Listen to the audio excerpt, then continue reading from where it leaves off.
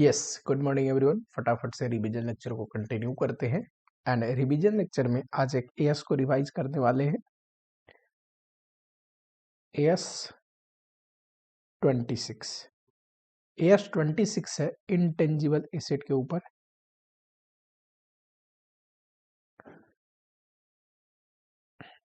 Intangible asset के ऊपर जो ये एएस है एएस 26, ये बहुत ही आसान एएस है। क्यों कह रहा हूं बहुत आसान? Because it is not a technical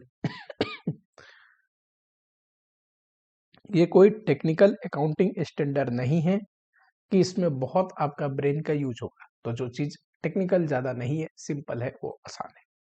दूसरा, ये जो समरी नोट्स है ये ऑलरेडी है, तो पढ़ाते टाइम मैं टिक कराते जाऊंगा और यहीं से काम बन जाएगी। अलग से नोट्स नहीं लिखूंगा क्योंकि लिखने पे टाइम बर्बाद होता है और बच्चे कमेंट में लिखते हैं कि एक लेक्चर में एक एएस को खत्म किया जाए। तीसरी बात इसमें एक छोटा सा गड़बड़ी है नोट्स में। जब हम आएंगे इस टॉपिक पे कि इंटेंजिबल अगर एक्सचेंज ऑफ एसेट से एक्वायर होता है तो कैसे कैसे करेंगे, तो ये पुराना है, अब ये चेंज हो चुका है। एएस 10 में मैंने पढ़ाया था, सेम यहाँ पे वैसे ही करते हैं। ठीक है, दोबारा पढ़ा दूंगा, आपको याद आ जाएगा। आप देखोगे तो नोट्स में एएस 10 वाली भी नोट्स है ना, ये समरी नोट्स जो लिखवाया पढ़वाया उन्होंने, जो मैंने पढ़ाते वक्त लिखवाया है एएस 10 का डिटेल नोट्स लिखवाया था, उसमें तो मैंने वही कराया है। लेकिन जो समरी नोट्स है, क्योंकि ये थोड़ी पुरानी नोट्स है, तो एएस 10 के नोट्स में जब एक्सचेंज में जाओगे, एक्सचेंज ऑफ एसेट्स में, तो थोड़ी आपको ऐसे दिखेगी। ये पुरानी कंसेप्ट है, अब इसमें चेंजेस आ गए हैं। एएस 10 में हमने जो पढ़ा था वही यहाँ पे पढ़ेंगे दोबारा। चलो, सबसे पहले आते हैं एज सजेस्टेड, थोड़ा बेसिक समझते हैं, बेसिक कंसेप्ट। एक बात बताइए, इसका नाम क्या है? Intangible asset. इंटेंजिबल एसेट्स, हमें ये पता होनी चाहिए इंटेंजिबल किसको बोलेंगे और एसेट किसको बोलेंगे। सबसे पहले देखते हैं एसेट क्या होता है। किसी को भी एसेट बोलने के लिए आपको पता है फ्यूचर इकोनॉमिक बेनिफिट होना जरूरी है। उससे अगर कोई चीज हमें फ्यूचर इकोनॉमिक बेनिफिट नहीं दे रहा है किसी भी रूप में, चाहे यूज करके, रेंटल करके, कैसे भी हो, पर फ्यूचर इकोनॉमिक बेनिफिट होना जरूरी है। ठीक। एसेट के लिए कॉस्ट मेजर भी होना जरूरी है, ऑब्वियस सी बात है। ये तो इंटेंजिबल के डेफिनेशन में दोबारा से पढ़ेंगे। और तीसरी बात जो लिखा है, shall be with in control of enterprise, with in control of enterprise. ये नहीं भी लिखोगे तो चलेगा, ये जब तीसरा इंटेंजिबल की बात लिखवाऊंगा तो वहां पे कवर हो जाएगा। ठीक। एसेट होने के लिए फ्यूचर इकोनॉमिक बेनिफिट होना जरूरी है। जिस चीज से फ्यूचर इकोनॉमिक बेनिफिट होएगा वही हमारे लिए एसेट है। जिससे नहीं होती उसको हम एज अ पीएल में एक्सपेंस बुक करते, एसेट के रूप में नहीं दिखाते। ठीक है।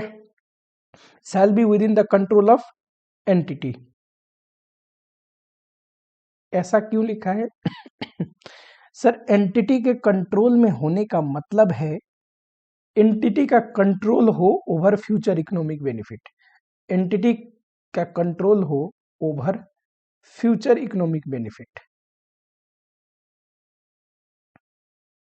यानी कि उस एसेट से जो फ्यूचर इकोनॉमिक बेनिफिट आने वाली है उस पे मेरा कंट्रोल हो। सिर्फ किसी चीज से फ्यूचर इकोनॉमिक बेनिफिट आएगी इस वजह से वो मेरा एसेट नहीं हुआ, मेरा उस पे कंट्रोल होना चाहिए। यानी कि वो फ्यूचर इकोनॉमिक बेनिफिट पे मेरा कंट्रोल होना चाहिए, ये बेनिफिट मुझे मिलना चाहिए। ठीक। चाहे यूज करके, चाहे रेंटल के रूप में हो सकता है, लेकिन उस फ्यूचर इकोनॉमिक बेनिफिट पे मेरा राइट होना चाहिए, मेरा कंट्रोल होना चाहिए। इसलिए कंट्रोल कैसे एस्टैब्लिश होता है? यूजुअली ऑनरशिप से। यानी कि कोई चीज है जिससे फ्यूचर इकोनॉमिक बेनिफिट भी आने वाली है और उसका ऑनर भी मैं ही हूं, बताओ, ऑनरशिप मेरे पास है तो ऑब्वियसली मैं ये मान लूंगा कि कंट्रोल मेरे पास है, फ्यूचर इकोनॉमिक बेनिफिट मैं ही कंज्यूम करूंगा किसी भी रूप में हो, ठीक। तो ये मेरे लिए एसेट हो गया। ये चीज यहाँ पे मैंने आप लोगों के लिए लिखा है, कंट्रोल्ड बाय एंटिटी होना चाहिए, कंट्रोल बाय एंटिटी और फ्यूचर इकोनॉमिक बेनिफिट। बिना फ्यूचर इकोनॉमिक बेनिफिट के एसेट नहीं बोलेंगे, बोथ कंडीशन दोनों सेटिस्फाई होना चाहिए। दूसरा, सर किसी चीज में फ्यूचर इकोनॉमिक बेनिफिट तो है पर वो मेरे लिए एसेट तो तब होगा ना जब उस पर मेरा अधिकार हो, तो कंट्रोल्ड बाय एंटिटी होना चाहिए। कंट्रोल एस्टेब्लिश होती है ऑनरशिप से, ठीक है। फिर आते हैं सर, एसेट तो समझ में आया, इंटेंजिबल एसेट क्या होता है। इंटेंजिबल एसेट की डेफिनेशन में 3 बहुत इंपॉर्टेंट पॉइंट है। पहले बात में तो इससे 2 पॉइंट निकलते हैं, इंटेंजिबल एसेट्स इज, चलो अब इंटेंजिबल एसेट पे आते हैं, ध्यान से सुनना। इंटेंजिबल एसेट्स क्या होता है, तो इंटेंजिबल एसेट इज, सबसे पहला identifiable, identifiable monetary, identifiable non monetary, non monetary asset,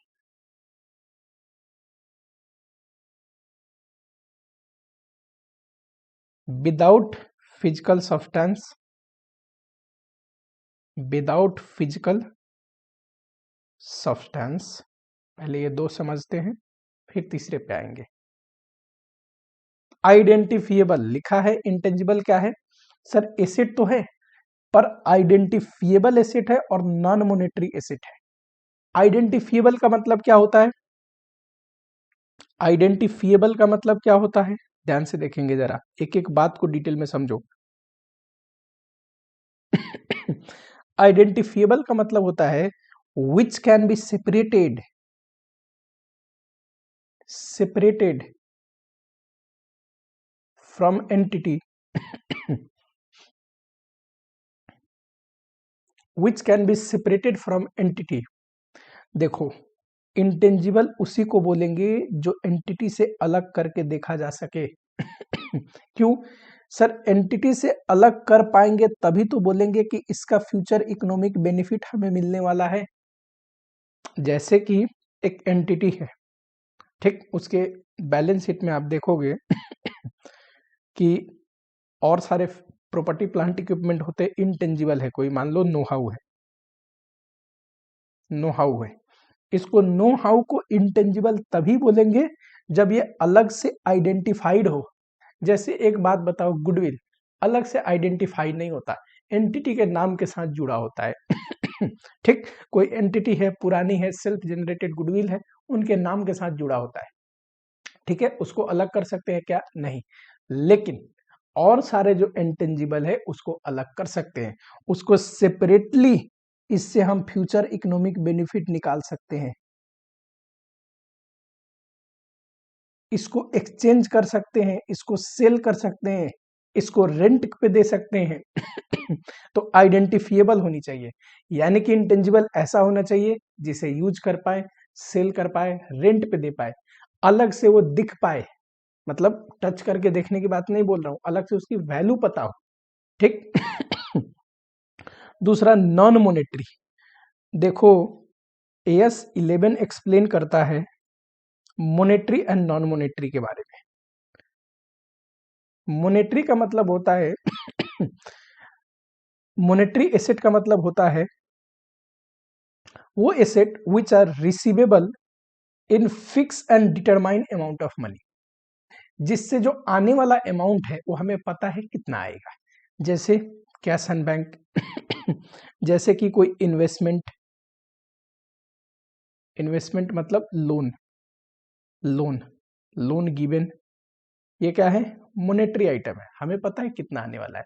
लेकिन इंटेंजिबल से बेनिफिट तो आती है, फ्यूचर, फ्यूचर इकोनॉमिक बेनिफिट तो आती है, लेकिन कितना आएगी ये हमें नहीं पता। भले ही इंटेंजिबल बुक्स में 5 लाख का दिख रहा है, क्या 5 लाख का ही बेनिफिट ये जनरेट करेगा, ये बताना मुश्किल है। 5 लाख से ज्यादा भी कर सकता है, 5 लाख से कम भी कर सकता है। तो fix and determine amount of money में इसकी फ्यूचर इकोनॉमिक बेनिफिट हमें नहीं पता होता, एग्जैक्टली कितना बेनिफिट अराइव होगा, कितना बेनिफिट हमें उसे मिलेगा यूज करके या बेच के, ये हमें नहीं पता होता है। इसलिए क्या है नॉन मॉनेटरी। आइडेंटिफिएबल का मतलब सर एंटिटी से अलग करके भी इसको बेचा जा सकता है, रेंट पे दिया जा सकता है, यूज में लाया जा सकता है, तभी एंटिटी के साथ जुड़ा है, अलग कर ही नहीं सकते, तो उससे कहाँ अलग से फ्यूचर इकोनॉमिक बेनिफिट आएगा। फ्यूचर इकोनॉमिक बेनिफिट आने के लिए तो जरूरी है ना वो इंटेंजिबल, ताकि मैं यूज कर पाऊं अपने पर्पस के लिए, किसी को रेंट पे दे पाऊं या आगे सेल कर पाऊं, है कि नहीं।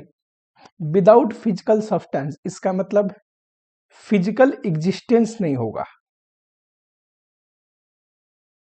यानी कि आप टच नहीं कर सकते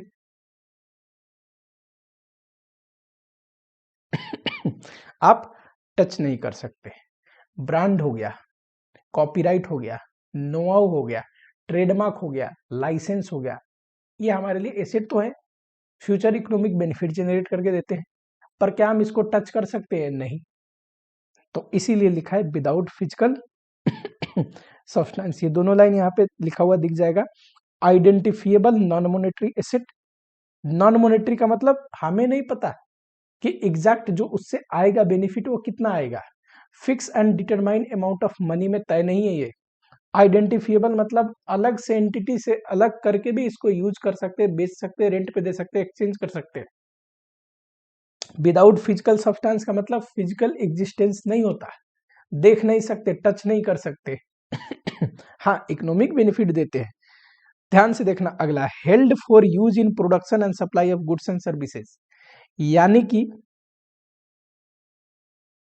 चलो तीसरा लिख ही देता हूं, held for use in, held for use in production and supply of goods and services, rental to other and, अपने लिए कई बार यूज करते हैं, प्रोडक्शन में नहीं, अपने बिजनेस के लिए एडमिनिस्ट्रेटिव पर्पस।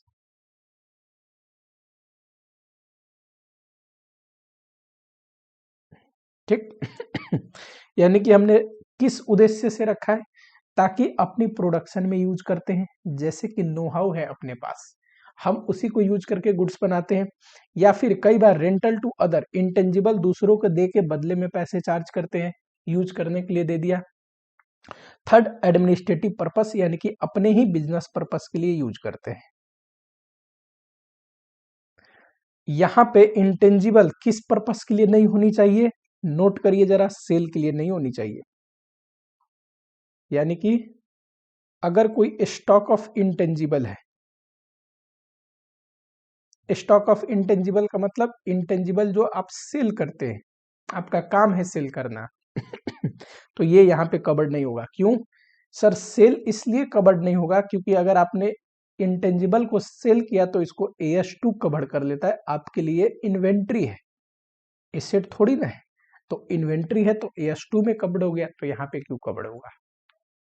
ठीक है अभी तक हमने क्या पढ़ा? अभी तक हमने पढ़ा एसेट क्या होता है, फ्यूचर इकोनॉमिक बेनिफिट होनी चाहिए, और वो बेनिफिट मुझे मिले तो मेरा कंट्रोल भी होना चाहिए, एंटरप्राइज का कंट्रोल होना जरूरी है। कंट्रोल एस्टेब्लिश होता है किसी राइट से, राइट मिलता है ऑनरशिप से। दूसरा इंटेंजिबल, इंटेंजिबल होने के लिए आइडेंटिफिएबल मॉनेटरी एसेट हो। आइडेंटिफिएबल मतलब एंटिटी से अलग करके भी उसको यूज कर पाए, या बेच पाए, या एक्सचेंज कर पाए, या रेंट पे दे पाए, तभी तो बोलेंगे ये एसेट है। जो एंटिटी के साथ जुड़ा है, जैसे मैंने बोला सेल्फ जनरेटेड गुडविल एंटिटी के साथ जुड़ा होता है। गुडविल अलग थोड़ी ना कर सकते हैं, एंटिटी ने जो नाम कमाई है वो तो एंटिटी के साथ ही रहता है, बिकेगा भी तो एंटिटी का, बेचोगे तब नाम साथ में बिकता है गुडविल साथ में बिकता है, ये वाली बात है। दूसरा नन मोनेटरी, नन मोनेटरी का मतलब fix and determine amount of money में रिसीव नहीं होने वाली इसकी फ्यूचर इकोनॉमिक बेनिफिट। इंटेंजिबल है, फ्यूचर इकोनॉमिक बेनिफिट देगी, पर कैसे? किसी को लोन दिया है 5 लाख तो 5 लाख मिलने वाला है, पता है ना 5 लाख मिलेगा। कैश एंड बैंक 10 लाख है तो पता है ना 10 लाख है, पर इंटेंजिबल है तो ये कितना फ्यूचर इकोनॉमिक बेनिफिट जनरेट करेगा ये एग्जैक्ट हमें नहीं पता। दूसरा विदाउट फिजिकल सब्सटेंस, यानी कि देख नहीं सकते, टच नहीं कर सकते, ठीक है, फिजिकल एग्जिस्टेंस नहीं होती। थर्ड किसकी पर्पस के लिए होना चाहिए, ताकि प्रोडक्शन के लिए यूज कर पाए, एडमिनिस्ट्रेटिव पर्पस यानी कि अपने बिजनेस पर्पस के लिए यूज करते हैं, या फिर रेंट पे देते हैं। सेल के लिए नहीं होनी चाहिए। अगर सेल के लिए इंटेंजिबल है तो बताओ फटाफट से, AS2 में कवर्ड हो जाएगा। ठीक, तो आउट ऑफ स्टॉक में देखेंगे, आउट ऑफ स्कोप में देखेंगे, एक ये भी आउट ऑफ स्कोप में एक ये भी होता है, स्टॉक ऑफ इंटेंजिबल। इंटेंजिबल की इन्वेंट्री है तो आपके लिए AS2 में कवर्ड हो जाता है वो। ठीक, आगे चलिए। ये कुछ एग्जाम्पल मैंने दिया है, know how, patent, trademark, copyright, software, import quota, licence हो गया, कस्टमर लाइसेंस हो गया, customer list, design of new process, ये सारे इंटेंजिबल के एग्जाम्पल्स हैं, एग्जाम्पल्स है इंटेंजिबल के। ठीक, चलो नेक्स्ट, आउट ऑफ स्कोप क्या है? सर ये है आउट ऑफ स्कोप, यानी कि AS26 इनको कवर नहीं करता। कोई भी ऐसा इंटेंजिबल जो ऑलरेडी कहीं और डिस्कस हो रहा है ना, जिसपे कोई और AS कवर करता है, वो AS26 कवर नहीं करता है, इतना बात तो आप याद रखना। फाइनेंशियल एसेट को AS26 कवर नहीं करेगा, लीज एसेट को AS26 कवर नहीं करेगा, AS19 में ही कवर हो जाते हैं। Similarly deferred tax asset AS26 cover नहीं करेगा। Goodwill arising out of amalgamation, बताने को तो यहाँ पे थोड़ा बहुत बता दूंगा, पर ये इसलिए AS26 कवर नहीं करेगा, क्यों? क्योंकि AS14 ऑलरेडी इस पे है। कंसोलिडेशन में गुडविल अराइज होता है हमारे बुक्स में, AS21 ऑलरेडी इसका ट्रीटमेंट बताता है, तो यहाँ पे वो डिस्कशन नहीं होगी। ठीक, मिनरल राइट हम खरीद लेते हैं, ठीक, एक्सप्लोरेशन करने के लिए, चाहे ऑयल्स हो, नेचुरल गैस हो, और other non generating. Non generating का मतलब जो क्वांटिटी में इंक्रीज नहीं होते, कंज्यूम करोगे तो डिक्रीज ही होंगे, जैसे नेचुरल रिसोर्सेज। ठीक, जो मल्टीप्लाई नहीं होते, रीजेनरेट नहीं होते, ये सारे कहाँ, यहाँ कवर नहीं होते, यहाँ कवर होते हैं ये। पैटेंट हो गया, कॉपीराइट हो गया, ट्रेडमार्क हो गया, रिसर्च एंड डेवलपमेंट के बारे में पढ़ेंगे। गुडविल, ये परचेज गुडविल है। मैंने क्या बोला? गुडविल जो है अगर अमेलगमेशन में हम परचेज करते हैं तो ऑब्वियसली AS14 है, पर यहाँ पे भी डिस्कशन करेंगे इसके बारे में, डिटेल में AS14 बताता है, पर मैं यहीं पे आपको बता दूंगा। ठीक, लाइसेंस ऑफ मोशन पिक्चर, ये सारे चीज। फिर आता है यहाँ पे देखो, AS26 इनके बारे में भी एक्सप्लेनेशन देता है, इसीलिए लिखा है स्कोप में ये भी है। ये इंटेंजिबल नहीं है, हो सकता है इन खर्चों की वजह से भी आपको फ्यूचर इकोनॉमिक बेनिफिट आए।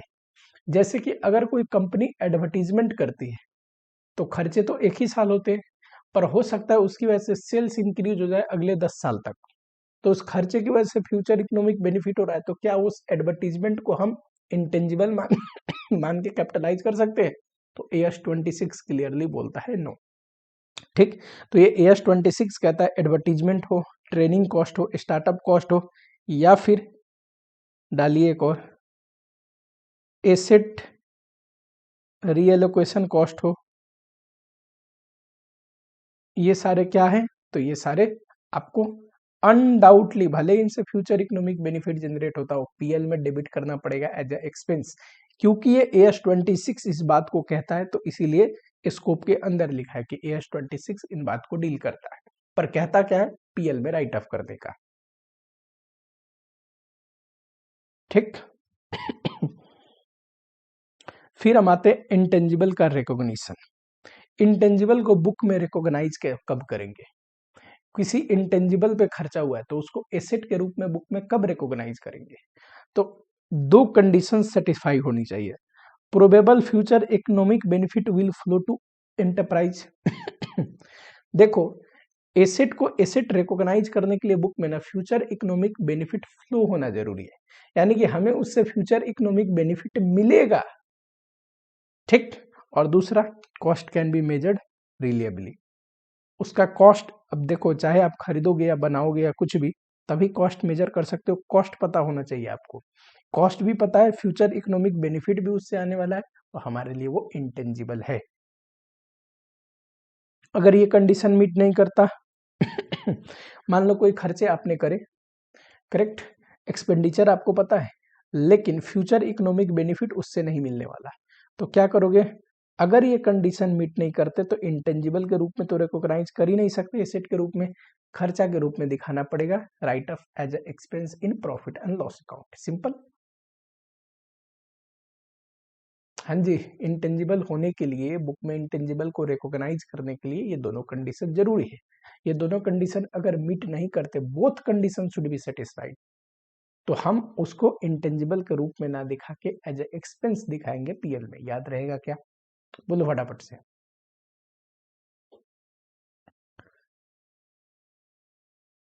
फिर हम आते हैं कॉस्ट ऑफ इंटेंजिबल। ठीक, आ जाओ जरा, कॉस्ट ऑफ इंटेंजिबल। सबसे पहले इंटेंजिबल हो सकता है हम परचेज करे हों, तो जब परचेज करते हैं तो आपको पता है परचेज प्राइस, जो हम प्राइस पे करते हैं जिससे भी इंटेंजिबल खरीद रहे हैं, लेस कोई खरीदते टाइम ट्रेड डिस्काउंट मिल गया तो ये घटाते हैं। जितने भी इस पे अगर टैक्सेस लग रहा है और वो नॉन रिफंडेबल है, नॉन रिफंडेबल का मतलब बताओ फटाफट से, जिसका क्रेडिट नहीं मिलेगा सब जोड़ते हैं। ठीक, प्लस रिलेटेड खर्चे, other directly attributable cost, other directly attributable cost, यानी कि इस इंटेंजिबल को एक्वायर करने से रिलेटेड जितने भी खर्चे हैं, चाहे आपने स्टाम्प ड्यूटी दिया, ब्रोकरेज दिया, रजिस्ट्रेशन चार्जेस दिया रजिस्ट्रेशन कराने के लिए, ठीक, कोई लीगल चार्जेस दिया, एडवाइस लिया किसी प्रोफेशनल का वो दिया, ये सारे खर्चे इंटेंजिबल के कॉस्ट में आप कैपिटलाइज करोगे। सिंपल। तो यही चीज यहाँ पे लिखा हुआ है। जब तक इंटेंडेड यूज के लिए ना हो जाए, या फिर मान लो आगे आप बेचोगे तो इंटेंडेड सेल के लिए ना हो जाए, तब तक के सारे खर्चे कैपिटलाइज करते हैं। ठीक, यहाँ पे लीगल एक्सपेंस भी दे सकता है, प्रोफेशनल एक्सपेंस भी दे सकता है। अच्छा, इंटेंजिबल है, पता है कई बार इंस्टॉलेशन चार्जेस भी देता है।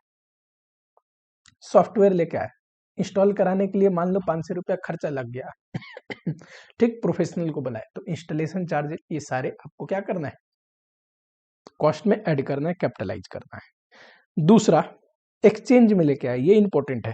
मैंने क्या बोला, इसको भूल जाओ, ये पुराना है, अब ये चेंज हो चुका है। सेकेंड है एक्सचेंज में लेके आए इंटेंजिबल। एक्सचेंज मतलब इंटेंजिबल एक्वायर किया, बदले में आपने एसेट दे दिया। तो ये कहता है जो AS 10 आपको रूल्स बताते हैं ना एक्सचेंज ऑफ एसेट एक्वायर्ड में, सेम यहाँ पे आपको फॉलो करना है।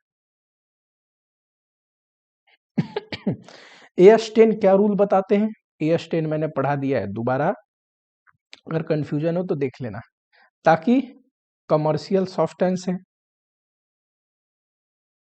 कमर्शियल सब्सटेंस का मतलब प्रॉफिट कमाने के मोटिव से एक्सचेंज किया है एसेट, या फिर no commercial substance.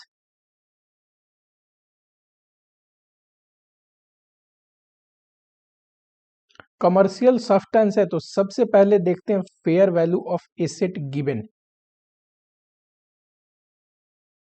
Correct.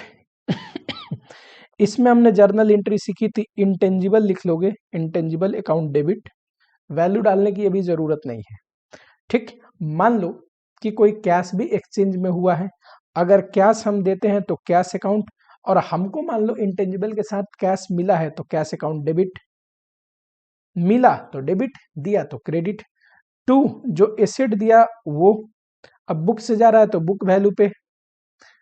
To, profit loss, profit है तो यहां आएगा, लॉस है तो ऊपर आएगा। ये प्रॉफिट लॉस क्या है, ओल्ड एसेट पे, एक्सचेंज एसेट पे। कैसे निकलता है, fair value of asset minus book value, और ये जो आएगा ना, ये आएगा बैलेंसिंग फिगर। ठीक, अगर ये ना हो, fair value of asset given ना हो, या फिर fair value of asset given reliable ना हो, है पर ज्यादा रिलिएबल नहीं है, तब हम यूज करते हैं fair value of asset acquired. जो एसेट हम ले रहे हैं यानी कि इंटेंजिबल, उस केस में इंटेंजिबल को करोगे डेबिट, किस पे? फेयर वैल्यू पे, क्योंकि मैं बोल रहा हूँ fair value of asset acquired अब लेना है तो फेयर वैल्यू तो दिया रहेगा। साथ में इंटेंजिबल के कुछ कैश आया तो कैश अकाउंट भी डेबिट होगा। मान लो कैश आया नहीं है, एक्सचेंज में हमने कैश दिया है तो कैश अकाउंट क्रेडिट। ठीक। टू, हमने जो एसेट दिया वो बुक से ले जानी पड़ेगी, बुक वैल्यू पे, हट गया बुक से। बताओ जो बैलेंसिंग फिगर होता है वो क्या होता है सेकंड केस में? इस केस में बैलेंसिंग फिगर होगा profit loss on exchange of asset. Third case बताइए सर। तीसरा केस है fair value of asset given, ये भी ना पता हो, fair value of asset acquired ये भी ना पता हो, तो carrying amount of asset given, जो एसेट दिया है उसका बुक वैल्यू बोलो या कैरिंग अमाउंट। ठीक, तो उस केस में हम क्या करते हैं? Intangible account debit. किसी बच्चे ने अगर AS10 नहीं देखा है और ये देख रहा है तो उसे उतना समझ में भी ना आए। AS10 में पढ़ाया है डिटेल में विथ एग्जाम्पल, तो आप AS10 को एक बार देख लेना, डला हुआ है वीडियो। ठीक। टू, एसेट जो दिया हमने बुक वैल्यू पे, अगर कोई कैश भी एक्सचेंज में है तो डाल दोगे, कैश मिलता है तो डेबिट, दिया तो क्रेडिट, बचा हुए बैलेंसिंग फिगर ये आएगा। मान लो कैश है नहीं तो जितना book value of asset given है उतना ही होगा इंटेंजिबल का कॉस्ट। ठीक, तो अगर फेयर वैल्यू ना दिया हो एसेट गिवन एंड टेकन का, बताइए जरा, तो पता है इंटेंजिबल किस अमाउंट पे रिकॉर्ड होता है? जो एसेट हमने दिया है ना एक्सचेंज में उसके कैरिंग अमाउंट पे यानी कि बुक वैल्यू पे। ठीक, ये नो कमर्शियल सब्सटेंस, तो इस केस में मैंने केस नंबर 3 की तरह बताया था बस। याद रहेगा क्या? चले आगे बढ़े। नेक्स्ट, ये बता दिया तो ये करने की जरूरत नहीं। एमलगेमेशन। वैसे तो मैंने आपको बताया कि एमलगेमेशन AS14 कवर करता है, AS14 एमलगेमेशन के ऊपर है। पता है एमलगेमेशन में एक होता है वेंडर कंपनी और एक होता है परचेजिंग कंपनी। वेंडर कंपनी को जो खरीद रहा है, ठीक, सारे एसेट्स एंड लायबिलिटी लेके आता है, या फिर जो भी सिलेक्टेड एसेट लायबिलिटी हो, मुझे उससे मतलब नहीं, मुझे तो बस कहानी में इतना समझाना है। बदले में पीसी पे करता है। ठीक। अगर नेट एसेट लेके आया 100 करोड़ का और पीसी पे कर दिया 120 करोड़ का, तो 20 करोड़ एक्स्ट्रा क्यों पे किया? गुडविल की वजह से। तो यही होता है गुडविल। बुक में ये गुडविल डेबिट करके एसेट के रूप में दिखाया जाता है। ठीक, मजे की बात, इसकी एमोटाइजेशन होती है, AS14 कहता है ओवर 5 ईयर्स। ये AS14 में आपने पढ़ा होगा या फिर मैं पढ़ाऊंगा तो पढ़ लेना। ठीक। अब ध्यान से सुनना, ये जो गुडविल है क्या हमने पेमेंट करके लिया है? हाँ जी, तो ये परचेज गुडविल है। परचेज गुडविल को बुक में दिखाते हैं, क्यों? क्योंकि परचेज गुडविल के लिए हमने अमाउंट पे किया है, कॉस्ट इनकर्ड किया है। इस गुडविल से फ्यूचर इकोनॉमिक बेनिफिट आएगा सर, गुडविल से तो आता ही है फ्यूचर इकोनॉमिक बेनिफिट। गुडविल है तो आगे इस वजह से हम अपनी कंपटीटर से बेहतर कमाते हैं, एडिशनल हमें रेवेन्यू जनरेट होता है। लेकिन फ्यूचर इकोनॉमिक बेनिफिट के साथ साथ दूसरा कंडीशन क्या है बताओ? Cost can be measure reliably, cost भी हमने पे किया है तो इसको बुक में दिखाते हैं। ठीक है, तो यही बात यहां पे लिखी हुई है। कई बार एक और चीज लिखा है कि इसके बुक में भी ऑलरेडी गुडविल होता है, इसका ऑलरेडी गुडविल बुक में होता है। ये भी हो सकता है गुडविल परचेज किया हो तो बुक में रिकॉग्नाइज किया है। अब एसेट के साथ साथ कई बार गुडविल लेके आते हैं, इस गुडविल को बुक में तभी दिखाता है परचेजिंग कंपनी जब फेयर वैल्यू गिवन हो। ठीक। यानी कि भाई आज की डेट में एसेट में अब गुडविल दिखाओगे तभी दिखाओगे ना जब इस गुडविल का आज की डेट में कुछ वैल्यू भी हो, इस गुडविल को एक्सचेंज करने जाए तो कुछ मिले भी। इसके बुक में गुडविल होने से क्या होता है? मान लो बुक में गुडविल है, 2 रुपए का औकात नहीं रखता वो गुडविल, हमारे किसी काम का नहीं है। ठीक, तो जब फेयर वैल्यू गिवन हो, तो यही यहाँ पे लिखा हुआ है बच्चे। अगर गुडविल हम परचेज कर रहे हैं तो वो तो रिकॉर्ड करेंगे, अदरवाइज गुडविल है उसके बुक में ऑलरेडी था तो उसको तभी लेके आते हैं जब फेयर वैल्यू गिवन हो, नहीं तो गुडविल का वैल्यू मानते हैं नील। गवर्नमेंट ग्रांट, कोई इंटेंजिबल अगर गवर्नमेंट ग्रांट में मिल जाए, कंसेशनल रेट, सस्ते रेट में मिल गया, थर्ड केस है। फोर्थ केस है, पहला था परचेज, दूसरा था एक्सचेंज, तीसरा था अमलगमेशन, चौथा है गवर्नमेंट ग्रांट। ध्यान से सुनेंगे, इसमें दो ही चीज हो सकता है, ताकि कंसेशनल रेट में मिल जाए। एग्जाम्पल के रूप में देखो, 10 लाख की गुडविल है, मुझे मिल गई, मैंने सिर्फ पे किया 6 लाख, तो मेरे लिए तो यही कॉस्ट है जो मैंने पे किया। तो मैं एंट्री क्या पास करूंगा, intangible account debit to cash and bank, 6 lakh 6 lakh. मुझे इससे क्या मतलब कि ये कितने का है, मुझे जितने का पड़ा मेरे लिए वही कॉस्ट है। तो जब कंसेशनल रेट पे कोई चीज मिलती है, यानी कि कुछ ना कुछ आपने पेमेंट करी है, that is called concessional rate. जो रेट पे आप जितना आपने पेमेंट किया उस रेट पे रिकॉर्ड करेंगे। कई बार मिल जाता है फ्री ऑफ कॉस्ट।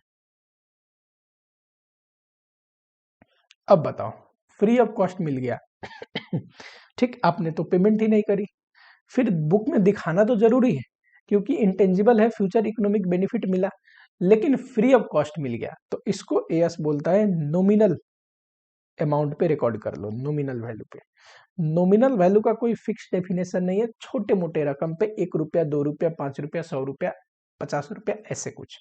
ठीक, 10 लाख का सामान था, फ्री ऑफ कॉस्ट मिल गई, मान लो मैंने 5 रुपए पे रिकॉर्ड कर दिया। ठीक, तो एंट्री क्या पास करूंगा इंटेंजिबल अकाउंट डेबिट ₹5। प्रॉब्लम ये है कि मैंने तो पेमेंट करी नहीं, कैश एट बैंक तो क्रेडिट नहीं कर सकता, क्या क्रेडिट करूंगा बताओ फटाफट से, कैपिटल रिजर्व। याद आ रहा है, एएस 12 में ये एंट्री पढ़ाई थी।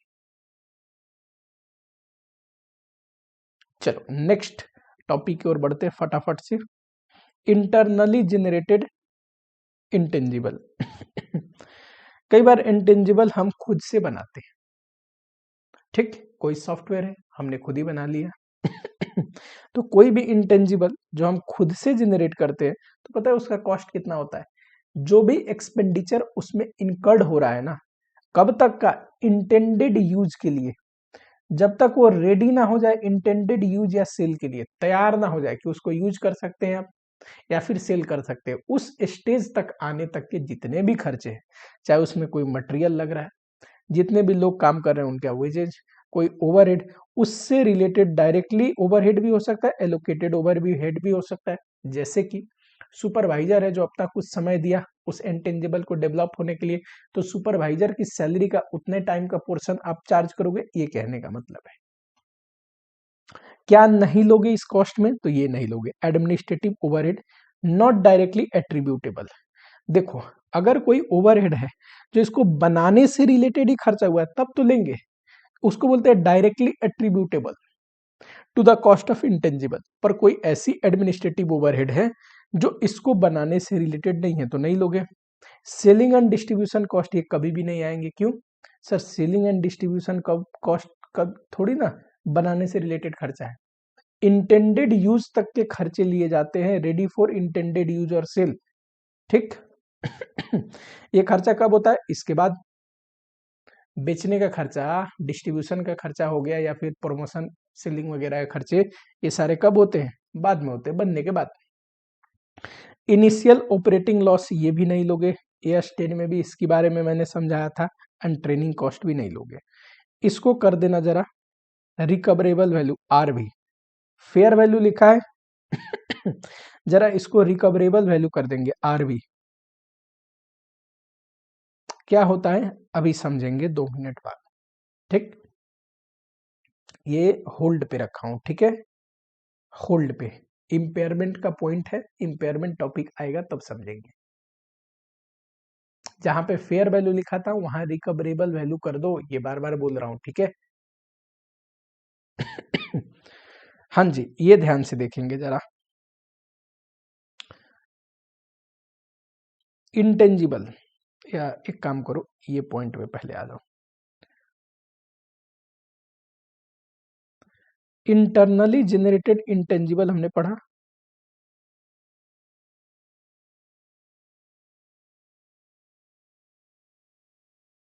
इसमें एक होता है गुडविल। गुडविल भी एक इंटेंजिबल है और इंटरनली जनरेट होता है। ओवर द पीरियड हम रेपुटेशन कमाते हैं, उससे गुडविल जनरेट होता है। क्योंकि ये इंटरनली जनरेटेड है और सेल्फ जनरेटेड है, सेल्फ जनरेटेड है, इसके लिए कुछ पे नहीं करना पड़ा, तो इसको बुक में रिकॉग्नाइज नहीं करते, इसको बुक में रिकॉग्नाइज नहीं करता एज ए इंटेंजिबल। पर अदर है, अदर मतलब जिसमें हम कॉस्ट इनकर्ड करते हैं, तो इसको इंटेंजिबल रिकॉग्नाइज करते हैं। अभी पढ़ाया रिकॉग्नाइज एज इंटेंजिबल, अभी पढ़ाया हूं। इसकी इम्पेयरमेंट का टॉपिक अभी नहीं पढ़ा है, इम्पेयरमेंट आएगा तो एक साथ देखेंगे, ठीक। लेकिन कोई भी इंटेंजिबल जब डेवलप होता है ना, बनता है तो दो फेज से बनता है। पहले फेज को बोलते हैं रिसर्च, दूसरे का है डेवलपमेंट। रिसर्च फेज में हम फाइंडिंग पता करते हैं, स्टडी करते हैं कैसे बनेगा, क्या क्या मटेरियल लगेगा, प्रोसेस क्या है बनाने का, अल्टरनेटिव मेथड क्या है बनाने का, ये रिसर्च फेज है जब हम खोज कर रहे हैं। उसके बाद हम बनाना शुरू करते हैं, तो ये डेवलपमेंट फेज है जहां हम इंटेंजिबल को डेवलप करते हैं। रिसर्च फेज के जितने भी खर्चे हैं ना, उसको हम इंटेंजिबल के कॉस्ट में कैपिटलाइज नहीं करते, पीएल में एज ए एक्सपेंस दिखाते हैं। पर डेवलपमेंट फेज के जो खर्चे हैं उसको हम क्या करते हैं, एज अ इंटेंजिबल रिकॉग्नाइज करते हैं, यानी कि इंटेंजिबल के कॉस्ट में कैपिटलाइज करते हैं, recognise as a intangible. Correct sir. एक और बात है जो आपको ध्यान रखना है, डेवलपमेंट फेज में, ठीक, कॉस्ट को कैपिटलाइज करने के लिए कुछ कंडीशंस है। कंडीशंस कब पता चलेगा कि सर कॉस्ट को कैपिटलाइज करना शुरू कर दे डेवलपमेंट फेज में, तो जब ये कंडीशंस मीट हो जाएंगे। ठीक, टोटल में 6 कंडीशन है, ये 6 कंडीशन अगर मीट होते हैं तो डेवलपमेंट फेज का खर्चा कैपिटलाइज होगा। मान लो सर रिसर्च फेज खत्म हो गए, डेवलपमेंट फेज में आ गया है, लेकिन ये कंडीशन में कुछ गड़बड़ी लग रही है, मीट नहीं होगा, तो डेवलपमेंट फेज का भी खर्चा कैपिटलाइज नहीं होगा। कहाँ पे जाएगा, पीएल में एज एक्सपेंस दिखानी पड़ेगी। याद रखना, ये 6 कंडीशन सेटिस्फाई होना जरूरी है, तभी डेवलपमेंट फेज के खर्चे को as a cost of intangible दिखा सकते हैं, यानी कि इंटेंजिबल के कॉस्ट में कैपिटलाइज कर सकते हैं। क्या है वो 6 कंडीशन, आओ जरा। नंबर 1 टेक्निकल, यहाँ 5 ही है, छठा यहाँ पे ऐड कर लेना, अभी लिखवा दूंगा। Technical feasibility of completing project. भाई साहब देख के ऐसा लग रहा है कि प्रोजेक्ट कंप्लीट भी हो जाएगा जो इंटेंजिबल हम लोग बना रहे हैं। अगर हम ऐसी स्थिति में है कि आगे जो बनाने हैं वो हमें आता ही नहीं, टेक्निकली फिजिबल नहीं है, देख के लग रहा है कि ये नहीं बन पाएगा, तो हम कैपिटलाइजेशन नहीं करेंगे। जब बन ही नहीं पाएगा ऐसा लग रहा है, तो क्या वो फ्यूचर इकोनॉमिक बेनिफिट देगा भविष्य में, नहीं। Intention to complete intangible and use और सेल। इंटेंशन टू कंप्लीट, ध्यान से देखना, एक तो था टेक्निकल फिजिबिलिटी, देख के लग रहा है बन जाएगा, मानो लग रहा है बन जाएगा। दूसरा कंडीशन है इंटेंशन भी हो एंटिटी का बनाने का। अगर इंटेंशन नहीं लग रहा है कि किसी भी हाल में ऐसा नहीं लग रहा है कि हम इंटेंजिबल पे आगे काम करेंगे, तो इंटेंशन अगर नहीं है कंप्लीट करने का, कंप्लीट करने के बाद फ्यूचर इकोनॉमिक बेनिफिट के लिए ताकि यूज करना पड़ेगा या सेल, नहीं करोगे तब तो फ्यूचर इकोनॉमिक बेनिफिट ही नहीं आएगा, तब भी इंटेंजिबल को बुक में रिकॉग्नाइज नहीं करेंगे, यानी कि डेवलपमेंट फेज का कॉस्ट इंटेंजिबल में नहीं डालेंगे, कहां डालेंगे, पीएल में। थर्ड एबिलिटी टू यूज और सेल, ये क्या है, फ्यूचर इकोनॉमिक बेनिफिट से रिलेटेड।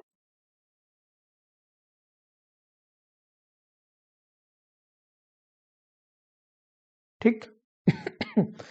आपने मेहनत तो कर लिया, लेकिन इंटेंजिबल आपने जो बना रहे हो ना, ये देख के लग नहीं रहा कि ना हम यूज कर पाएंगे, हमारे भी किसी काम का नहीं। बिल्कुल हमने जो R&D किया वो बेकार है, और ना ही मार्केट में इसे कोई खरीदने वाला है। तो जब इससे फ्यूचर इकोनॉमिक बेनिफिट ही नहीं आएगी, तो इंटेंजिबल क्यों रिकॉग्नाइज करोगे। फिर जो खर्चे हुए या हो रहे हैं उसको पीएल में एज एक्सपेंस दिखाओगे। Availability of adequate technical financial and other resources, उसको बनाने के लिए जो रिक्वायर्ड रिसोर्सेज है, चाहे टेक्निकल हो या फाइनेंशियल पैसों की हो या और भी रिसोर्सेज हो, सब आपके पास है कि देख के लगे कि भाई ये बन जाएगा, कंप्लीट हो जाएगा। Ability to measure cost reliably, cost measure हो सके, कॉस्ट इनकर्ड करोगे खुद से तभी मेजर होगा, इनकर्ड करोगे तभी आप कैपिटलाइज करना, कहने का मतलब ये है। और अगला है जो यूजलेस कंडीशन है, इसीलिए 5 लिखा था, फ्यूचर इकोनॉमिक बेनिफिट। पहले इंस्टीट्यूट ने ये नहीं डाला था, ठीक। यूजलेस कंडीशन क्यों बोल रहा हूं सर, ये एबिलिटी टू यूज और सेल इंटेंजिबल, ये इंडिकेट करता है फ्यूचर इकोनॉमिक बेनिफिट के बारे में। तो जब ऑलरेडी ये है लिखा हुआ तो इसको डालने की क्या जरूरत थी। ये सारे कंडीशन सेटिस्फाइड होना चाहिए। कंडीशन अगर ये है तभी डेवलपमेंट फेज का खर्चा कैपिटलाइज करेंगे, नहीं तो क्या करते हैं, जो भी एक्सपेंस इनकर्ड हुआ है पीएल में राइट ऑफ होगा एज एक्सपेंस, ठीक। चलो अब आइए यहां पे, मान लो हम कोई इंटेंजिबल पे खर्चे कर रहे थे, ठीक। ये है फर्स्ट ईयर और हमने इस साल हमें लगा कि अभी हम रिसर्च फेज में उस खर्चे को, या फिर मान लो फ्यूचर इकोनॉमिक बेनिफिट नहीं मिलेगा, उस खर्चे को एज एक्सपेंस राइट ऑफ कर लिया, ठीक। क्योंकि जब तक हमें कंडीशन मीट ना हो कि फ्यूचर इकोनॉमिक बेनिफिट होनी चाहिए, कॉस्ट कैन बी मेजर, सब चीज हो, तभी इंटेंजिबल मानते हैं। अब हमें लग रहा है कि भाई पॉसिबल है कि फ्यूचर इकोनॉमिक बेनिफिट हो, अब हम चाहते हैं जो खर्चा दिखाया था ना, इसको हम कैपिटलाइज करना चाहते हैं as a cost of intangible.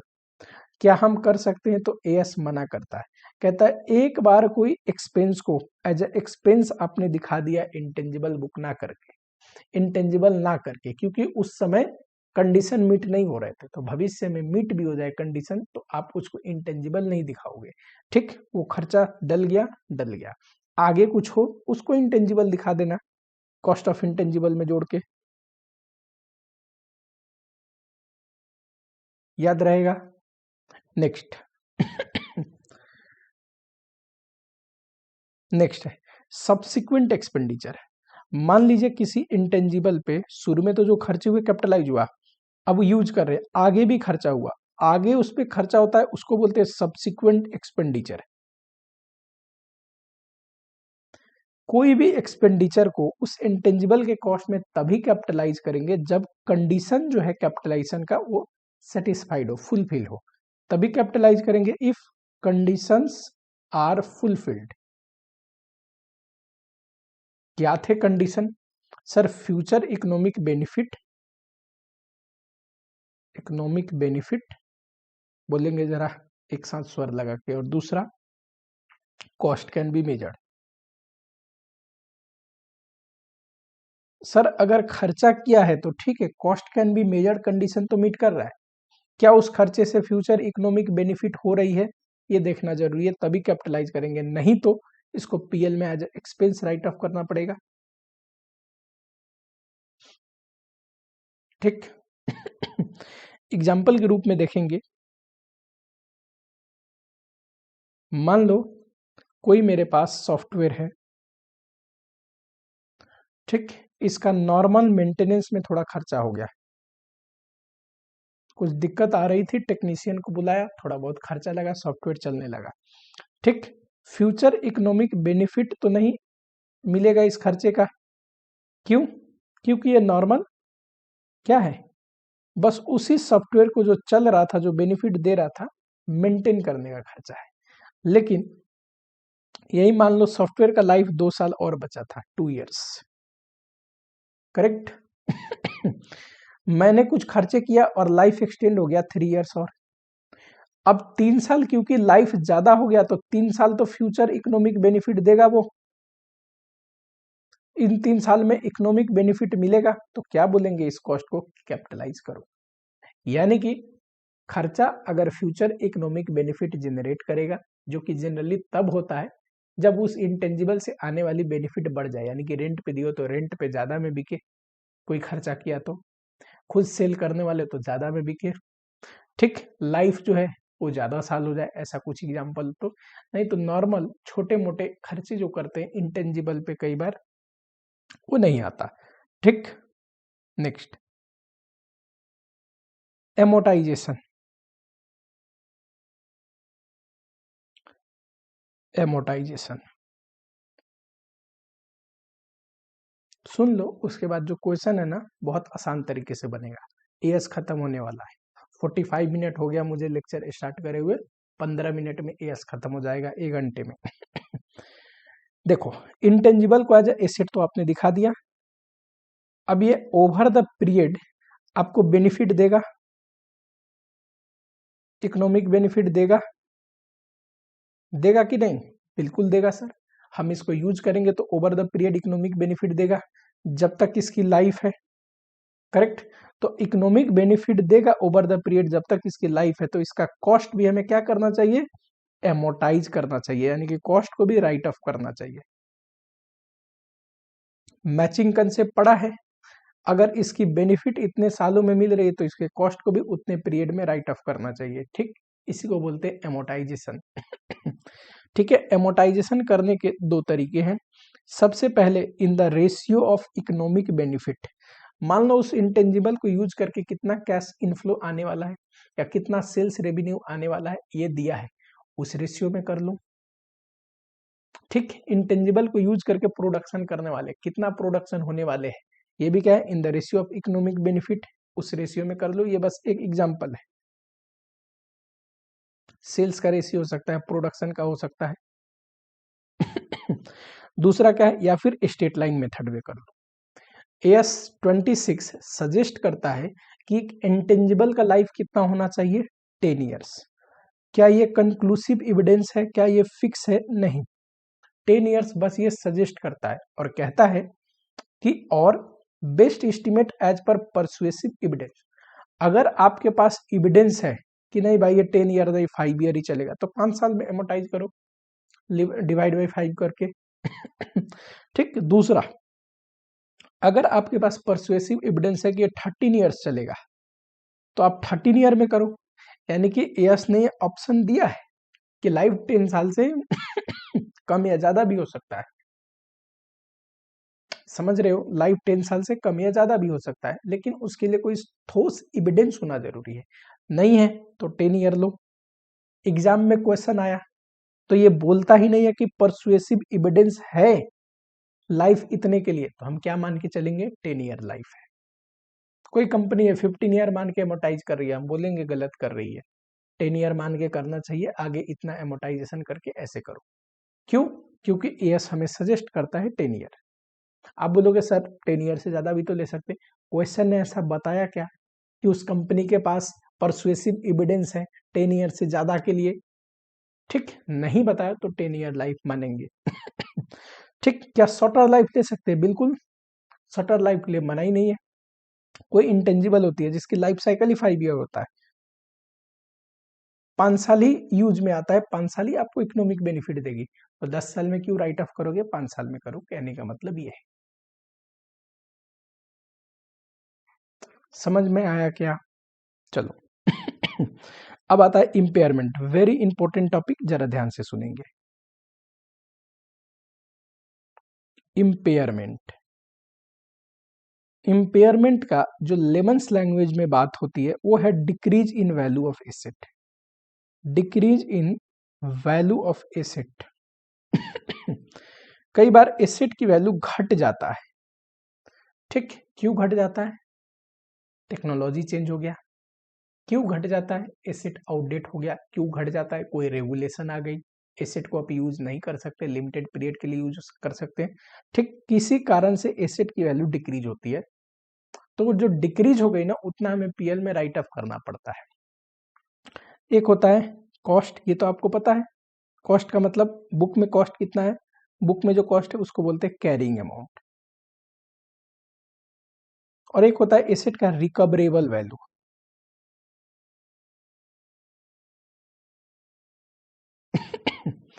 ध्यान से सुनना, रिकवरेबल वैल्यू मतलब मैक्सिमम बेनिफिट मैक्सिमम बेनिफिट, ये मैं अपने लैंग्वेज में लिख रहा हूँ, एएस में क्या लिखा है इसका डेफिनेशन देखेंगे।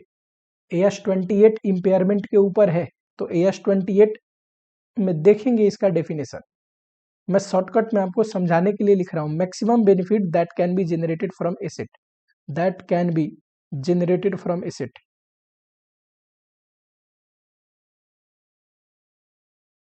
एक एसेट को ताकि मैं यूज कर सकता हूं या फिर सेल करूंगा तो नेट सेलिंग प्राइस, इतना बेनिफिट आएगा मुझे, इतना वैल्यू आएगा।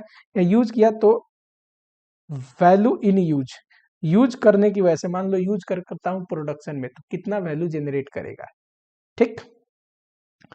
रिकवरेबल वैल्यू का मतलब वैल्यू इन यूज से या फिर नेट सेलिंग प्राइस बेच के, दोनों में से जो भी हायर है, यही है जो मैक्सिमम उस एसेट से मुझे मिल सकता है। खुद यूज किया तो इतना वैल्यू जनरेट करेगा। वैल्यू मतलब एसेट से होने वाली जो कमाई है, इनफ्लो है, उसका present value. Net selling price, आज बेच दिया तो कितने में बिकेगा। विच एवर इज हायर, दोनों में से जो भी हायर है, यही मैक्सिमम है ना जो एसेट से बेनिफिट मुझे मिलेगी, यही है रिकवरेबल वैल्यू।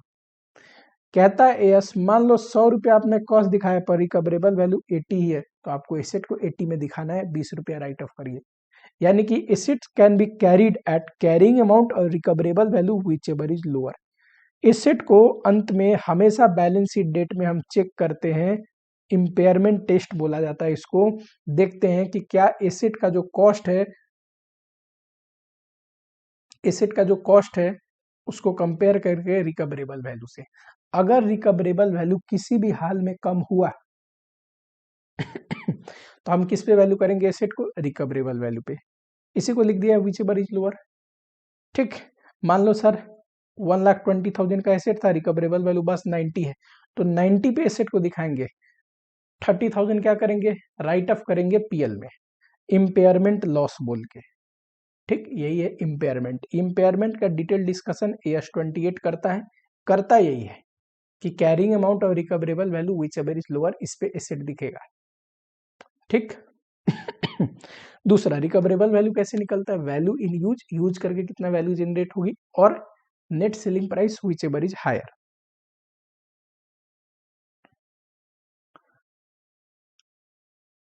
जब इंटेंजिबल एसेट हम अवेलेबल फॉर यूज हो जाता है ना, तो एमोटाइजेशन शुरू हो जाता है। करेक्ट। एमोटाइजेशन शुरू हो जाता है इसके बाद। जब intangible asset available for use हो जाता है तो एमोटाइजेशन करते हैं हर एक साल। मान लो, अब ध्यान से सुनना, हर एक साल एमोटाइजेशन तो करते ही हैं, साथ ही में इम्पेयरमेंट टेस्ट भी करते रहते हैं। अगर इम्पेयरमेंट हुई है तो वो भी राइट ऑफ करते हैं। अब ध्यान से सुनना, मान लो सेल्फ जेनरेटेड इंटेंजिबल है, इंटरनली जेनरेटेड, उस समय बोला था ना होल्ड कर रहा हूं, अब पढ़ा रहा हूं। इंटरनली जेनरेटेड इंटेंजिबल है, करेक्ट। उसमें कॉस्ट कैपिटलाइज हुआ है 1 लाख। अभी अवेलेबल फॉर यूज में आया ही नहीं है, तो उस पर तो एमोटाइजेशन नहीं हो रहा है, यानी कि डेवलपमेंट फेज में काम हो रहा है, जो भी कॉस्ट इनकर्ड हो रहा है कैपिटलाइज कर रहे हैं, मान रहे हैं कि सारे डेवलपमेंट फेज का क्राइटेरिया मीट है। ठीक। अब जब बैलेंस शीट डेट आता है ना, तो हम जो एसेट अवेलेबल फॉर यूज नहीं है उस पे भी हम क्या करते हैं, उस एसेट को चेक करते हैं, क्या इसका इम्पेयरमेंट तो नहीं हो गया, यानी कि कॉस्ट तो ये है, रिकवरेबल वैल्यू से कंपेयर करते हैं। पहले इसी को फेयर वैल्यू लिखा हुआ था बुक में, तो मैंने फेयर वैल्यू लिखा हुआ था पुराने नोट्स में, अब रिकवरेबल वैल्यू लिख देना। ठीक। एमोटाइजेशन एक बार अवेलेबल फॉर यूज हो गया तब तो इम्पेयरमेंट करेंगे, ये एएस 28 बताता है। ठीक। क्या जो एसेट अवेलेबल फॉर यूज नहीं है, अभी बनी रहा है, उसका इम्पेयरमेंट एएस 28 बताता है, नहीं बताता। तो नहीं बताता तो एएस 26 बताता है। कहता है अगर कोई एसेट है डेवलपमेंट फेज में, कैपिटलाइज कर रहे हो कॉस्ट, बैलेंस शीट डेट पे आओगे ना तो कॉस्ट को चेक करोगे रिकवरेबल वैल्यू से। ठीक। पुराने बुक में क्या लिखा था, इसको फेयर वैल्यू। रिकवरेबल वैल्यू क्यों नहीं लिखा था, क्योंकि सर रिकवरेबल वैल्यू का डेफिनेशन एएस 28 में, एएस 28 कब बताता है इम्पेयरमेंट चेक करने का, एक बार जब एसेट अवेलेबल फॉर यूज आ जाए, इस पीरियड का नहीं बताता। ठीक। तो हम क्या करेंगे, जो भी डेवलपमेंट फेज में एसेट है बैलेंस शीट डेट पे कॉस्ट को कंपेयर करेंगे रिकवरेबल वैल्यू से। आम भाषा में इसी को बोल रहा हूं मैं फेयर वैल्यू। ठीक, कैसे निकलता है? वैल्यू इन यूज और net selling price whichever is higher, और कंपेयर करेंगे।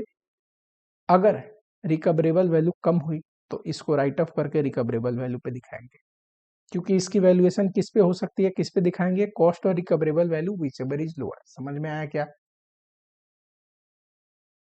यस कितना साल सजेस्ट करता है एसेट का लाइफ? Intangible 10 years. क्या कोई 10 साल से ज्यादा भी एमोटाइज कर सकता है? कर सकता है, जिसके पास परसुएसिव एविडेंस है। मान लो कोई 15 साल किया तो 10 साल यह सजेस्ट करता है, वो 5 साल एक्स्ट्रा कर रहा है। ठीक, तो ये जो बाद का भी पीरियड है इसमें भी क्या हम इम्पेयरमेंट करते हैं? बैलेंस शीट डेट पे टेस्ट करके करते हैं। करने का तरीका वही कैरिंग अमाउंट या recoverable value which ever is lower पे वैल्यू होगा। अगर रिकवरेबल वैल्यू कम है तो उस पे वैल्यू करनी पड़ेगी, यानी कि राइट ऑफ करना पड़ेगा। ठीक, याद रहेगा कि आपको यही बात यहाँ पे लिखा है, ध्यान से आएंगे जरा कि if recoverable value is less than cost value intangible at recoverable value. ठीक, रिकवरेबल वैल्यू निकालेंगे कैसे? नेट सेलिंग प्राइस या वैल्यू इन यूज। इसको फेयर वैल्यू भी लिख सकते हैं क्या? लिख सकते हो बच्चे। ये AS28 में कबड्डी नहीं है, AS28 बोलता है ना रिकवरेबल वैल्यू के बारे में, पर वो तो लगता ही तब है जब अवेलेबल फॉर यूज हो जाए एसेट। ठीक है। क्या मैंने ये आपको पढ़ाया था सेल्फ जनरेटेड गुडविल का कॉस्ट नील होता है? क्योंकि हमने उसके लिए कुछ कॉस्ट इनकर्ड नहीं किया है, उसको बुक में रिकॉग्नाइज नहीं करते। चलो, याद है आपको लाइफ के लिए इंटेंजिबल को अगर एसएलएम बेसिस पे करना हो तो हम करते हैं कॉस्ट ऑफ इंटेंजिबल जो भी है डिवाइड बाय लाइफ। इंटेंजिबल के केस में यूजुअली सेल्वेज वैल्यू नहीं होता। ठीक, अगर प्रॉपर्टी प्लांट इक्विपमेंट है तो स्क्रैप में बिक जाएगा, टेंजिबल एसेट है। कबाड़ी में बेच दोगे, लोहे का सामान है तो कबाड़ी वाला ले जाएगा। पर इंटेंजिबल के साथ तो ये केस है नहीं, यूज करोगे जितने साल बेनिफिट मिला बेनिफिट मिला। बाई चांस कई बार ऐसा होता है कि कॉन्ट्रेक्चुअल एग्रीमेंट है, कॉन्ट्रेक्चुअल एग्रीमेंट है, 99.99999% चांस है कि इंटेंजिबल का सेल वैल्यू नहीं, सेल्वेज वैल्यू नहीं होगा। मान लो इंटेंजिबल का कोई कॉन्ट्रेक्चुअल एग्रीमेंट है, कोई बोला है 5 साल आप यूज करिए, तो ठीक, तो लाइफ मेरे लिए 5 साल है, कॉस्ट डिवाइड बाई 5 करूंगा। लेकिन 5 साल बाद जब किसी काम का नहीं रहेगा तो मैं 30,000 में खरीद लूंगा। ठीक, तो ये 30,000 क्या हो जाएगा? Salvage value. Rare of the rare case में बता रहा हूं, कॉन्ट्रेक्चुअल एग्रीमेंट सेल्वेज वैल्यू को क्रिएट कर सकता है। ठीक, रिव्यू ऑफ लाइफ, हर एक बैलेंस शीट डेट में लाइफ रिव्यू करेंगे। शुरू में मान लो सोचा था इंटेंजिबल को 10 साल एमोटाइज करने का, तो जरूरी नहीं 10 साल करेंगे। अगर कभी लगता है, मान लो 3 साल बीत गया 10 साल में से, ठीक, और हमें लगता है अब आगे 2 ही साल एमोटाइज करना पड़ेगा क्योंकि 2 ही साल इकोनॉमिक बेनिफिट देगा, तो जो भी अमाउंट बचा है ना रिमेनिंग कैरिंग अमाउंट, 2 साल में एमोटाइज कर दो डिवाइड बाई 2 करके। यानी कि आपको लाइफ को क्या करना है? रिव्यू करते रहना है। अगर लाइफ में चेंजेस दिखते हैं तो रिमेनिंग कैरिंग अमाउंट को रिवाइज लाइफ से डिवाइड करके बचा हुआ पीरियड में एमोटाइज कर लेंगे। ठीक है, अगला है डी रिकॉग्निशन।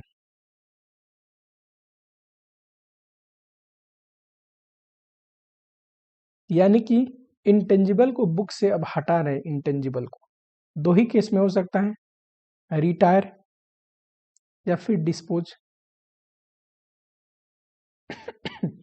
रिटायर का मतलब फ्यूचर इकोनॉमिक बेनिफिट देना बंद कर दे, तो मेरे किसी काम का नहीं हो तो एसेट रहा नहीं। ऐसा हो सकता है कि वो एसेट अपने पास है, फ्यूचर इकोनॉमिक बेनिफिट नहीं दे रहा। ये बात मैंने आपको क्या पढ़ाई थी? AS10 में ही पढ़ाई थी। कोई चीज अगर फ्यूचर इकोनॉमिक बेनिफिट नहीं दे रहा तो उसको पीएल में एक्सपेंस राइट ऑफ कर लो, profit and loss account debit to intangible करके। अब वो एसेट तो रहा नहीं, पीएल में एज एक्सपेंस दिखा दो, राइट ऑफ कर दो। डिस्पोजेबल मतलब आपने सेल कर दिया। जब सेल करोगे तो ऑब्वियस सी बात है, फिर प्रॉफिट लॉस होगा, बैंक अकाउंट डेबिट जो सेल प्रोसीड है टू इंटेंजिबल, जितना आपके बुक वैल्यू है, बुक में वैल्यू है, और जो भी डिफरेंस आएगा वो प्रॉफिट लॉस। ठीक है, तो रिटायरमेंट हुई इसकी या फिर डिस्पोजेबल, जो भी प्रॉफिट लॉस इसमें होता है पीएल में जाता है। डिस्पोजेबल में तो प्रॉफिट लॉस दोनों हो सकता है, रिटायरमेंट तो राइट ऑफ ही करनी पड़ती है, तो पीएल में डेबिट होगा, नो डाउट। चलो यहाँ पे एएस की कंटेंट खत्म होता है। अब मैं एक और लास्ट बात बता देता हूं हाइब्रिड इंटेंजिबल के बारे में।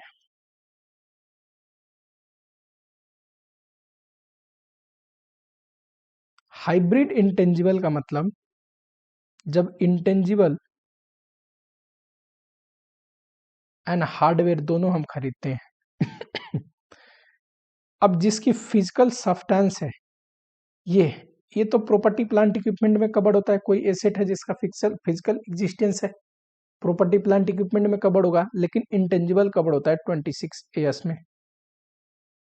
अब समस्या ये है, मान लो एक सीडी लेके आते हो, सीडी में जो आइटम है सॉफ्टवेयर है वो तो क्या है, इंटेंजिबल, पर वो जो हार्ड डिस्क है सीडी जो हाथ में पकड़ रखा है वो तो टेंजिबल आइटम है सिमिलरली कंप्यूटर लेके आते हो, ठीक, वो जो कंप्यूटर है वो तो हार्डवेयर है, प्रॉपर्टी प्लांट इक्विपमेंट है, पर उसमें जो सॉफ्टवेयर लगा हुआ है वो क्या है, बताओ फटाफट से। वो सॉफ्टवेयर है सर इंटेंजिबल। अब क्या मानेंगे, तो वहां पे देखो, जैसे कि अगर हम कंप्यूटर खरीद रहे हैं तो हम क्या खरीदने गए, सॉफ्टवेयर की कंप्यूटर हम खरीदने गए हैं हार्डवेयर, करेक्ट। हमारा इंटेंशन क्या है, हार्डवेयर खरीदने का कि सॉफ्टवेयर, हार्डवेयर। सॉफ्टवेयर तो इनबिल्ट है उसमें, बाय डिफॉल्ट आ रहा है, तो इस केस में हमारा इंटेंशन अगर ये खरीदने का है तो प्रॉपर्टी प्लांट इक्विपमेंट के रूप में उसको दिखाएंगे बुक्स में, ठीक। अगर टेंजिबल इंटेंजिबल दोनों एक साथ आते हैं, अलग नहीं है, उस केस में अगर हमारा इंटेंशन टेंजिबल खरीदने का है तो पीपी के रूप में दिखाएंगे। सेकंड, मान लो आपने हार्ड ड्राइव खरीदा या कोई वो खरीदा, ड्राइव खरीदा सॉफ्टवेयर का, बहुत सारे सीडी होते थे, ड्राइव होते हैं जिसमें सॉफ्टवेयर होता है ठीक। अब वहां पे हमारा इंटेंशन क्या है, उस ड्राइव का तो किसी भी कोई भी यूज नहीं है, एक बार सॉफ्टवेयर इंस्टॉल हो गया तो ड्राइव किसी काम का नहीं, तो हम ड्राइव नहीं खरीदने गए, हम वो सीडी खरीदने नहीं गए हैं। पहले जमाने में एंटीवायरस भी ऐसे नहीं सीडी के रूप में आता था, हम इंस्टॉल करते थे, फिर उसके बाद वो सीडी किसी काम का नहीं, एक बार इंस्टॉल हो गया था। बताओ हम क्या खरीदने गए, सॉफ्टवेयर की, हार्डवेयर खरीदने गए नहीं, सॉफ्टवेयर। वो बाय डिफॉल्ट हार्डवेयर में डल के आता है, तो उस केस में ये किससे अकाउंटिंग होगी, इसको किस रूप में दिखाएंगे, इंटेंजिबल के रूप में, ठीक, याद रहेगा। चलो जरा क्वेश्चन पे आना।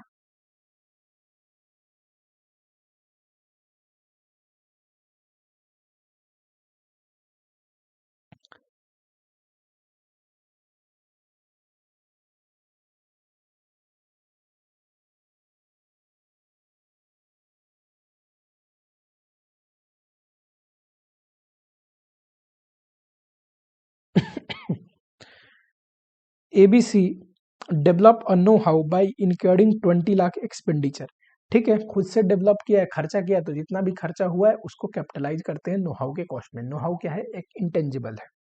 Know how was used by company from 1/4/X1 available for use, यहां से हो गया। यूजफुल लाइफ 10 ईयर हमने माना,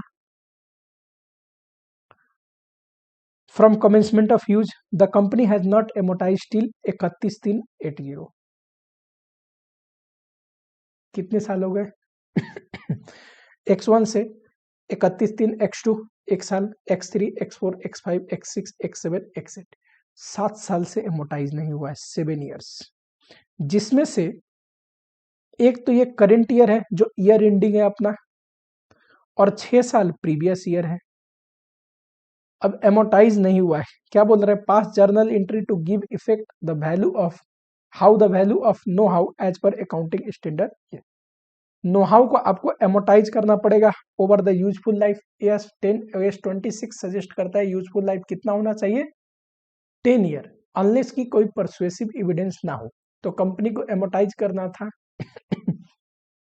ये पीछे जो 6 साल नहीं हुआ है बताओ 20 लाख डिवाइड बाई 10 करेंगे तो पर ईयर एमोटाइजेशन आएगा 2 लाख, 6 साल का हो गया 12 लाख, और इस करेंट ईयर का 2 लाख। पता है करेंट ईयर का तो खर्चा एमोटाइजेशन एक्सपेंस है, पीएल में जाता है। ये पीछे जो नहीं हुआ है याद करिए जरा, AS5 क्या बोलता है। कोई भी एरर हो या ओमिशन हो of previous period that arises in current period shall be considered as a prior period item. उसको हम प्रायर पीरियड आइटम मानते हैं। क्या ये गड़बड़ी पीछे हो गई है? हाँ जी। इस साल पता चली है? हाँ जी। तो ये प्रायर पीरियड आइटम है? हाँ जी। प्रायर पीरियड आइटम का क्या ट्रीटमेंट बताता है AS5? तो इसका ट्रीटमेंट बताता है कि करंट पीरियड में आप एडजस्ट करते हो, पीछे जाके ठीक करने की जरूरत नहीं। वो तो फाइनेंशियल स्टेटमेंट बन गए, ऑडिट हो गए, AGM में आ गए, उसके बाद इन्वेस्टर देख चुके, उसको ठीक करने की जरूरत नहीं। क्या करो, करंट ईयर में एडजस्ट कर दो, खर्चा छूट गया था करंट ईयर में चार्ज कर दो इस बार के पीएल में। और क्या बोलता है, nature and amount should be disclose, याद करवा रहा हूं, यहाँ ना काम है नहीं। Nature and amount should be disclose separately, ठीक। यानी कि जब पीएल बनाएंगे अलग से प्रायर पीरियड आइटम करके लिखा हुआ दिखाएंगे, खर्चे में ऐड करके नहीं दिखाएंगे कि किसी को पता ही नहीं चले, ठीक। चलो, तो ये profit and loss account, prior period item, amortisation, और ये नो हाउ, ठीक। इतना हमने एमोटाइज कर दिया। अब पता है आपको 20 लाख में से 14 लाख एमोटाइज हो गया, तो 6 लाख नो हाउ का कॉस्ट दिखेगा इस बार के बैलेंस शीट में, ठीक है, नॉन करेंट एसेट में।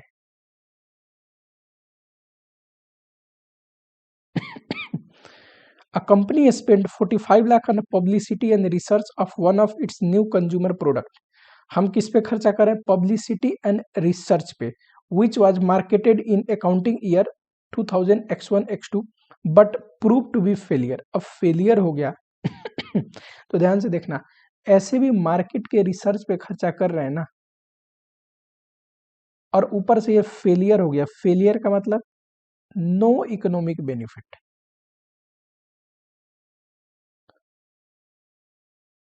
तो इस खर्चे को क्या करेंगे? पीएल में राइट ऑफ करेंगे, ठीक। तो इस खर्चे को इंटेंजिबल नहीं दिखा सकते, पीएल में राइट ऑफ करना पड़ेगा। A company turnover 250 crore, annual advertisement budget of 2 crore had been taken up by marketing of new product. हमने क्या सोचा, 2 करोड़ की मार्केटिंग करते हैं, अभी हम कितने का सेल करते हैं? 250 करोड़ का, correct. It was estimated that the company would have a turnover of 25 crore from new product. Oh my God, कह रहा है इतना तो बेचते ही है, ये जो नया प्रोडक्ट है ना जिसकी मार्केटिंग कर रहे, एडवर्टीजमेंट कर रहे, इससे 25 करोड़ और सेल बढ़ जाएगा, तो फ्यूचर इकोनॉमिक बेनिफिट तो है। क्या ये एडवर्टीजमेंट कॉस्ट और प्रमोशन कॉस्ट को कैपिटलाइज कर दूं एज ए इंटेंजिबल? नहीं, नो, राइट ऑफ करना पड़ेगा एज ए एक्सपेंस।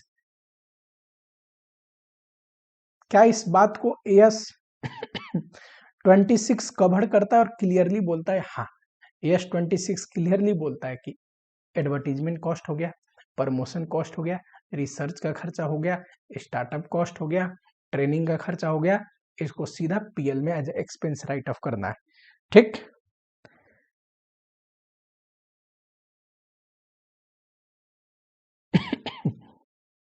ये भी क्वेश्चन देखता हूं बहुत बार पूछते रहता है, देखना जरा। ये हमारा ईयर है, an enterprise incurred cost to develop and produce routine low risk computer software हमने बनाया। अब कोई चीज बनती है ना तो बहुत सारे फेज से होके बनता है, ठीक। पहला फेज क्या है? प्रोग्राम को डिटेल में प्रोग्राम किया और डिजाइन किया। दूसरा फेज में कोडिंग एंड टेस्टिंग, ये सारा दे रखा है, ध्यान से देखना। इसमें रिसर्च एंड डेवलपमेंट फेज कौन सा है आपको आइडेंटिफाई करने की जरूरत नहीं है, ये क्वेश्चन बताएगा। इंपॉर्टेंट बात ये है, पैकिंग ऑफ द प्रोडक्ट, ये तो सर सेलिंग का खर्चा है,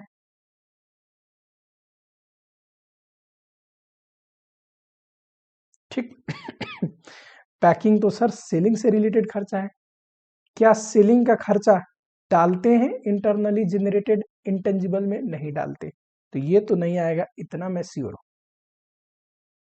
after completing phase 2 it was establish that product is technically feasible for the market.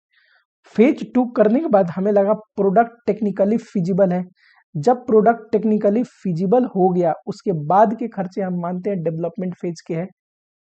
Development phase में कंडीशन था ना प्रोडक्ट फिजिबल हो, तो बता रहा है हो गया फिजिबल, तो यानी कि ये खर्चे क्या करेंगे बताओ फटाफट से, कैपिटलाइज करेंगे 63, 18, 19, 500।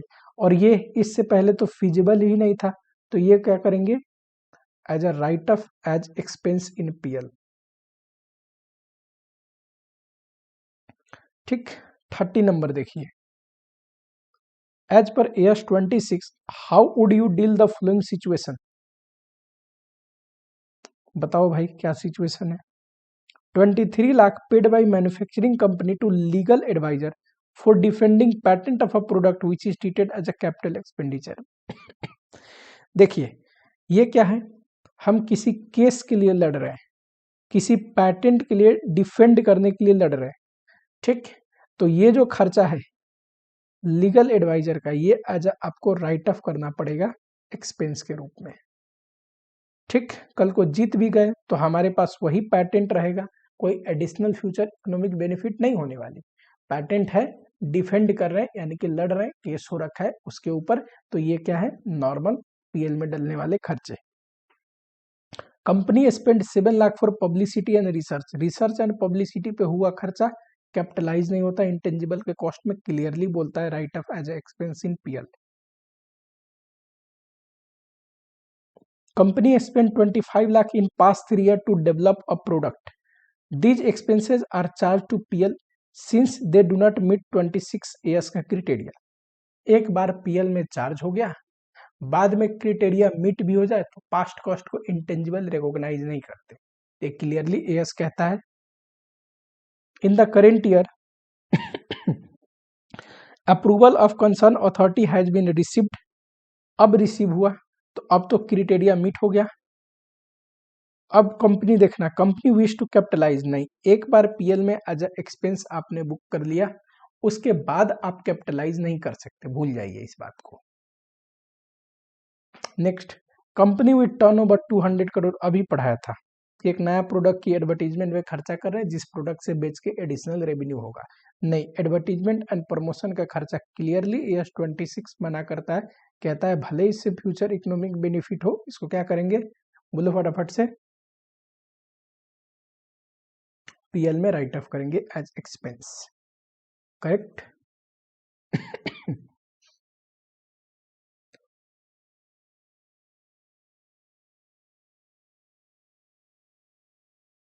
चलो ये देखो, हमने एक प्रोजेक्ट लॉन्च किया producing product X, company incurred this much toward research due to prevailing market condition, company came to no conclusion that product can not be manufacture and sold in the market for 10 years. खर्चे तो कर लिए पर हमें पता है इस खर्चे का कोई फ्यूचर इकोनॉमिक बेनिफिट नहीं है, नो फ्यूचर इकोनॉमिक बेनिफिट। अगले 10 साल तक जब प्रोडक्ट बना के बेच ही नहीं सकते तो फ्यूचर इकोनॉमिक बेनिफिट नहीं है, तो अराइज ही नहीं होता, क्वेश्चन अराइज ही नहीं होता इस बात का कि इसको इंटेंजिबल रिकॉग्नाइज कर सकते हैं कि नहीं। चलो next, Swift acquired a patent of 80 lakh cost for a period of 5 years and product life cycle is 5 years. Company capitalize the cost and start amortization of asset 10 lakh per annum. हमने एक asset लिया है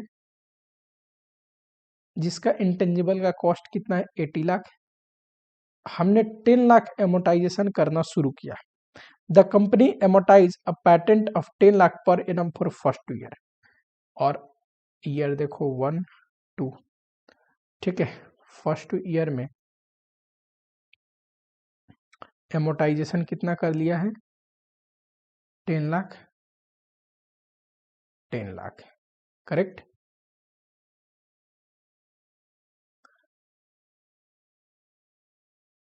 on the basis of economic benefit derive from product manufacture under patent, ठीक है, जो economic benefit का ratio उस ratio में। After 2 years it found that product life cycle में continue for another 5 years, then 2 साल बाद हमें लगा कि अगले 5 साल और, यानी कि 3 4 5 6 7, 5 साल हो गया, 1 2 3 4 5, हाँ जी, अगले 5 साल और हम प्रोडक्ट लाइफ साइकिल है हमारे पास, यानी कि प्रोडक्ट बना के बेच सकते हैं। पैटेंट वाज रिन्यूएबल, पैटेंट को रिन्यू कर सकते हैं। Swift got it renew for next 5 years, और हमने रिन्यू कर लिया अगले 5 साल के लिए और, ठीक। नेट जो कैश इनफ्लो है अगले 5 साल के लिए ये दे रखा है। अब बताओ हमारे पास कॉस्ट कितना है एमोटाइज करने के लिए, 80 लाख में खरीदा था, ठीक है, 20 लाख एमोटाइज कर लिया तो बैलेंस कितना बच गया, carrying amount 60 lakh. That should be amortise over the period of this 5 years। किस रेशियो में, in the ratio of future economic benefit. जरा एक साथ बताएंगे फ्यूचर इकोनॉमिक बेनिफिट कहाँ पे है। ये रहा 36 लाख, 46 लाख, 44 लाख, 40 लाख एंड 34 लाख। इसी रेशियो में 60 लाख को एमोटाइज करना पड़ेगा करना पड़ेगा। इनका टोटल कितना है,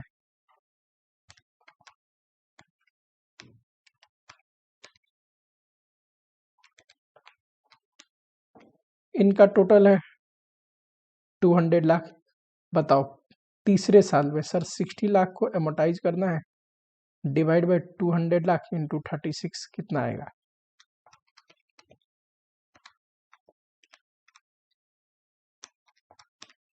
10,80,000। रिमेनिंग तो यही है ना कैरिंग अमाउंट, रिमेनिंग लाइफ में एमोटाइज करना है। किस रेशियो में, जब फ्यूचर इकोनॉमिक बेनिफिट दिया हो तो इस रेशियो में करेंगे, इस रेशियो में एमोटाइज कर दो। सेकेंड ईयर का कितना आएगा सर, 60 लाख करना है, डिवाइड बाई 200 इंटू 46 करके बताएंगे जरा एक साथ।